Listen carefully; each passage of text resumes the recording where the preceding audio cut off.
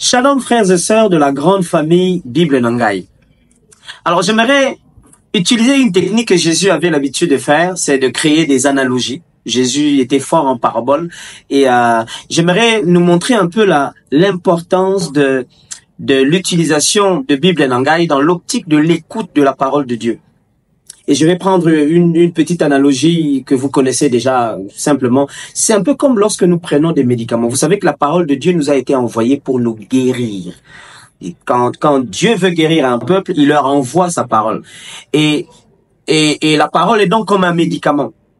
Mais remarquez que lorsque vous prenez des médicaments, il y a deux façons de le faire. Soit vous avalez des comprimés, soit on vous fait des injections.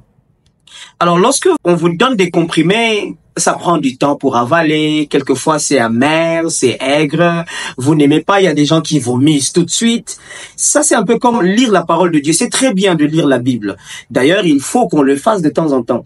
Mais quelquefois, vous êtes juste fatigué. Imaginez-vous que vous allez dormir et que vous avez passé une journée longue et que vous ne savez pas faire la lecture. Imaginez-vous que vous n'avez pas, nous en Afrique, vous savez quelquefois, il n'y a pas d'électricité. Figurez-vous, vous êtes très loin dans un village et que vous n'avez pas d'électricité, vous n'avez pas la possibilité de lire les feuilles. Je vous propose donc, ce que Bible Nanga nous propose, c'est l'écoute de la parole de Dieu. L'écoute de la parole de Dieu, je le considère comme de l'injection. Vous savez que l'injection, personne n'aime l'injection, mais nous savons tous que l'injection fonctionne plus vite. Pourquoi ? Parce que ça va pas directement dans l'estomac d'abord, mais l'injection va directement dans le sang. C'est-à-dire que l'action est plus vite. Constatez que lorsque vous écoutez la parole de Dieu, c'est comme si on vous fait une injection.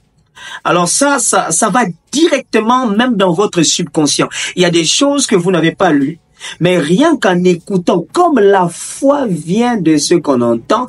Vous savez, la plupart des choses qui ont détruit vos vies, ce sont des choses que vous avez entendues sans savoir même.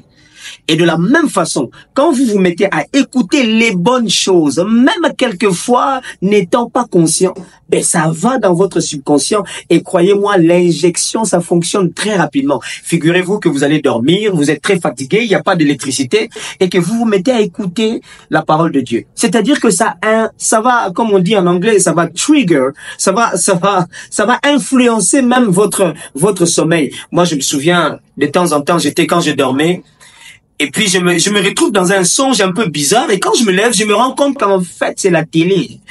Donc je suis entré dans un rêve à cause de ce que la télé était en train de me donner comme son. Alors imaginez-vous d'entrer dans votre sommeil étant influencé par la parole de Dieu. C'est-à-dire que ça va reprogrammer vos rêves, ça va reprogrammer votre côté, votre perception spirituelle. Figurez-vous que vous voyez dans un songe, dans une histoire de Jésus en train de marcher avec les disciples, en train de ressusciter Lazare, en train de ressusciter le fils unique de la maman. Et je ne sais pas pour vous, moi j'aimerais bien vivre un rêve comme ça.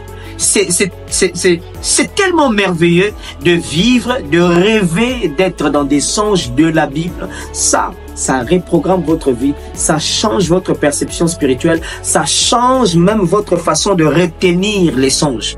Pourquoi?